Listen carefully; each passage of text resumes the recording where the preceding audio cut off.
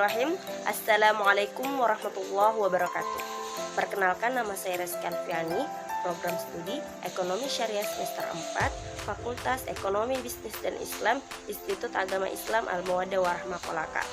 Baiklah, di sini saya akan menjelaskan tentang sejarah pemikiran ekonomi menurut Monzerkaf. Nah, di sini saya akan menjelaskan dua bagian penting, yaitu yang pertama adalah biografi Monzerkaf itu sendiri, dan yang kedua adalah sejarah pemikiran Islam menurut Monzerkaf itu sendiri. Monzerkaf dilahirkan di Damaskus, Syria pada tahun 1940. Kaf adalah orang yang pertama mencoba mengaktualisasikan penggunaan institusi distribusi Islam, zakat sedekah terhadap agregat ekonomi, pendapatan, konsumsi, simpanan, dan investasi. Kaf menerima gelar BA setara S1 di bidang bisnis dan University Damaskus pada tahun 1962, serta memperoleh penghargaan langsung dari Presiden Syria sebagai lulusan terbaik pada tahun 1975. Kaf meraih gelar PhD untuk ilmu ekonomi spesialisasi ekonomi internasional from University of Utah, Salt Lake City, USA. Selain itu, Kaf juga pernah mengikuti kuliah informal, yaitu Training and Knowledge of Islamic Jurisprudence, Fiqh and Islamic Studies di Syariah. Sejak tahun 1968, ia telah menjadi akuntan publik yang telah bersertifikat. Pada tahun 2005, Monzerkaf menjadi seorang guru besar ekonomi Islam dan perbankan di Graduate Program of Islamic Economics dan Banking, Universitas Yomurt di Jordan. Lebih dari 34 tahun, Kaf mengabdikan dirinya di bidang pendidikan. Ia pernah menjadi asisten dosen di Fakultas Ekonomi University of Utah, Salt Lake City 1971 hingga 1975.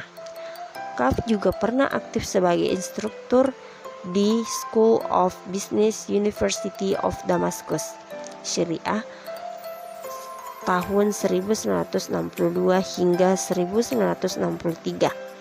Pada tahun 1984, Kaf memutuskan untuk bergabung dengan Islamic Development Bank, dan sejak tahun 1995 ia menjadi ahli ekonomi Islam di senior di IDB. Nah, itulah tadi pembahasan saya mengenai biografi Monzerkaf. Selanjutnya saya akan melanjutkan dengan pembahasan yang kedua, yaitu sejarah pemikiran ekonomi Islam menurut Monzerkaf. Pemikiran ekonomi Islam Monzerkaf. 1. Tentang Islamic Man. Menurut Kaf, orang Islam tidak harus orang Muslim, tetapi selama orang tersebut berkeinginan untuk menerima paradigma Islam, maka ia dapat disebut sebagai Islamic Man. Maka segala keputusan yang ia buat pastinya akan berbeda dengan orang yang menjalankan ekonomi konvensional. Adapun 3 pilar di sini adalah: yang pertama, segala sesuatu adalah mutlak milik Allah. Umat manusia adalah sebagai khalifahnya, memiliki hak atau bertanggung jawab.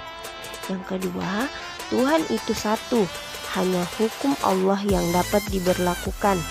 Nah, yang terakhir, kerja adalah kebajikan, kemaslahatan adalah sifat buruk. Oleh karena itu, diperlukan sikap memperbaiki diri sendiri. Yang kedua, tentang negara. Baginya negara adalah pembuat perencana dari pengawas. Kaf menyebut 3 objek dari kebijakan negara. Yang pertama, maksimalisasi tingkat penggunaan sumber daya alam, meminimalisasi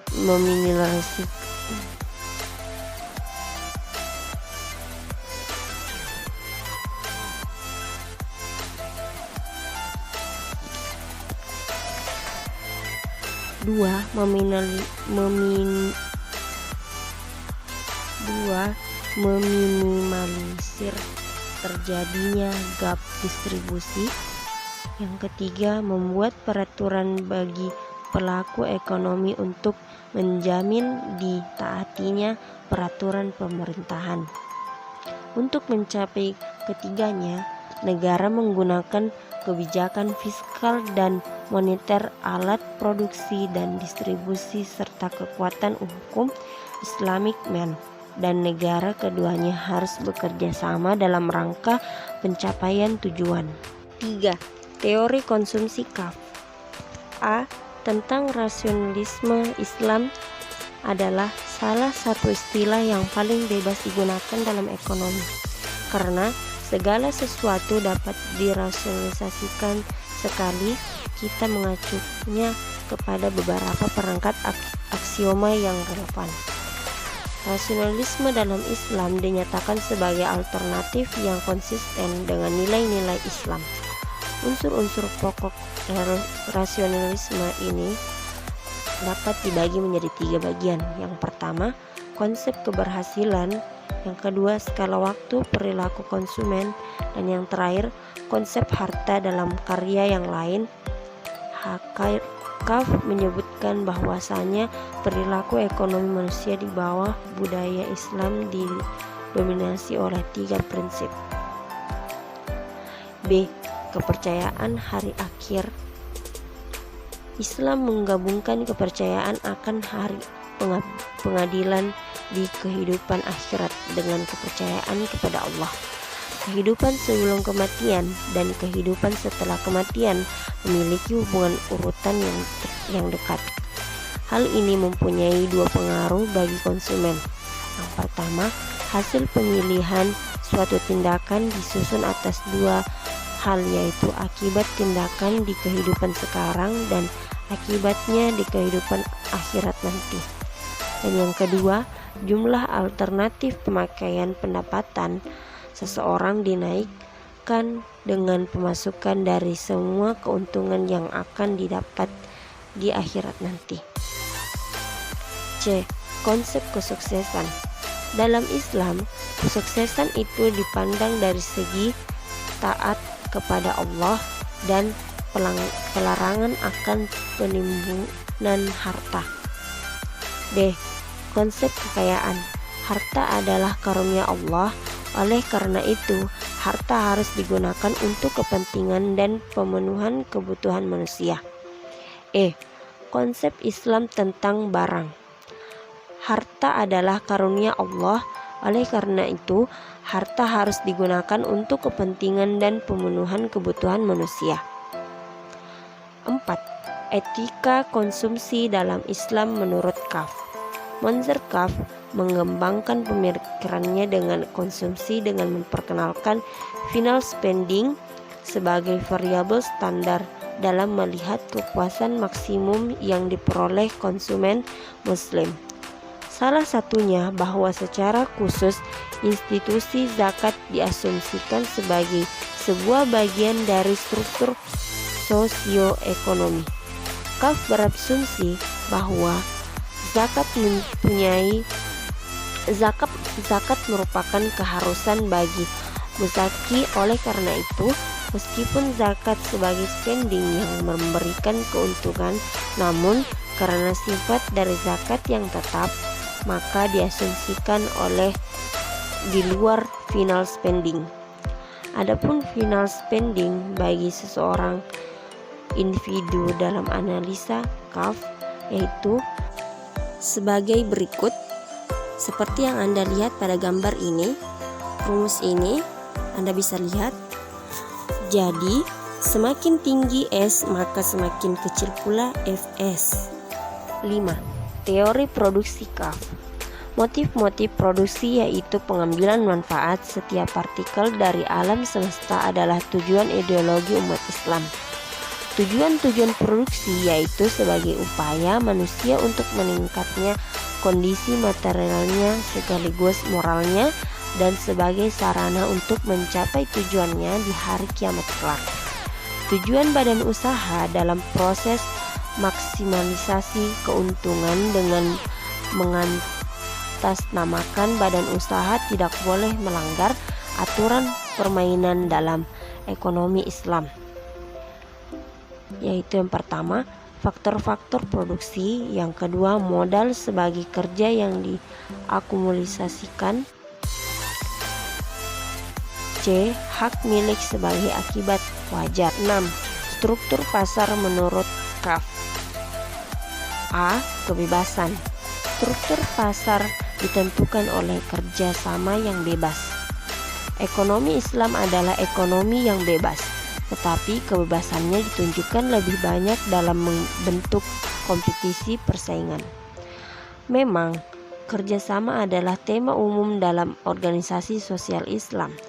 Individualisme dan kepedulian sosial begitu erat terjalin sehingga bekerja demi kesejahteraan orang lain merupakan cara yang paling memberikan harapan bagi pengembangan daya guna seorang dalam rangka mendapatkan ridho Allah. B. Keterlibatan pemerintah dalam pasar. Keterlibatan pemerintah dalam pasar hanyalah pada saat tertentu atau bersifat temporer. Sistem ekonomi Islam menganggap Islam sebagai suatu yang ada di pasar bersama-sama dengan unit-unit elektronik lainnya, berdasarkan landasan yang tetap dan stabil. Ia dianggap sebagai perencana, pengawas, produsen, dan juga sebagai konsumen. C. Aturan-aturan permainan ekonomi Islam. Lembaga-lembaga sosial disusun sedemikian rupa untuk mengarahkan individu-individu sehingga mereka secara baik melaksanakan aturan-aturan ini dan mengontrol serta mengawasi penampilan ini. Berlakunya aturan-aturan ini membentuk lingkungan di mana para individu melakukan kegiatan ekonomik mereka. Aturan-aturan itu sendiri bersumber dari kerangka konseptual masyarakat dalam hubungan dengan kekuatan tertinggi, yaitu Tuhan, kehidupan, sesama manusia, dunia, sesama makhluk, dan tujuan akhir manusia. 7. Teori makro dan moneter Monzerkaf. Aspek-aspek makroekonomi Islam meliputi A. Zakat merupakan transfer sederhana dari bagian dengan ukuran tertentu harta si kaya untuk dialokasikan kepada si miskin. Dalam kaitan antara kewajiban zakat dan penggunaan barang-barang mewah, Monzerkaf menyatakan bahwa zakat itu tidak diberlakukan terhadap barang-barang keperluan hidup yang tidak mewah. Sedangkan dalam kasus tabungan-tabungan yang diinvestasikan dalam kegiatan produktif, penghasilannya diseimbangkan dengan kewajiban pembayaran zakat. B. Pelarangan riba. Ada dua corak transaksi yang tidak dikenal dalam ekonomi Islam, yaitu bunga, pinjaman, dan kelebihan kuantitas dalam pertukaran komoditas yang sama. C. Bunga sewa dan modal. Kegiatan penabungan dan penyimpanan deposito di bank saja secara ekonomi merupakan kegiatan negatif. Kegiatan yang benar-benar produktif dari sudut pandang ekonomi adalah penggunaan tabungan-tabungan ini dalam proses produksi dalam pengertian modal, tanah atau buruh, dan kegiatan ini seharusnya mendapatkan imbalan atau hadiah. Dan demikian pula lah dalam Islam. 8. Uang dan otoritas moneter. Menurut KAF, berbagai efek uang terhadap ketidakstabilan harga timbul dari 3 macam sumber. Yang pertama, pembuatan uang baru, terutama uang dalam insiden money melalui sistem perbankan. B. Pembekuan uang tanpa mengkaitkan dengan proses investasi tabungan yang dianggap sebagai perbuatan dosa dan secara ekonomi merupakan praktek ekonomi yang jahat. C.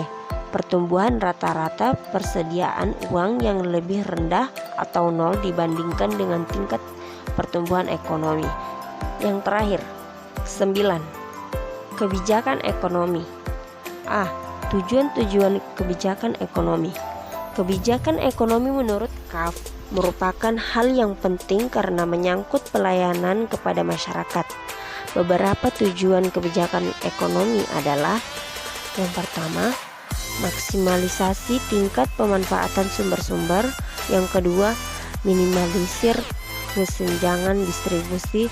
Dan yang terakhir, pelaksanaan aturan oleh unit-unit ekonomi. B. Alat-alat kebijakan ekonomi. Menurut KAF, alat kebijakan ekonomi meliputi alat moneter, yaitu pengelolaan nilai tukar dan pengelolaan kredit tanpa bunga yang bisa dilaksanakan dana zakat. Selain itu, persentase monetarisasi zakat baik untuk kepentingan pengumpulan maupun pendistribusiannya. Sedangkan alat fiskal terdiri dari 3 cabang: pemungutan pajak, pengeluaran, dan bermacam-macam transfer dan subsidi. Sementara alat-alat produksi bisa diarahkan secara langsung oleh pemerintah, sedangkan alat distribusi bisa menggunakan zakat yang dikelola oleh pemerintah.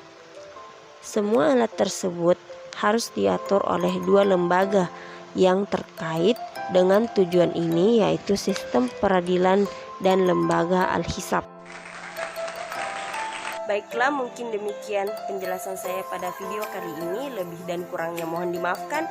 Akhirul kalam, wabillahi taufiq warahmah. Assalamualaikum warahmatullahi wabarakatuh.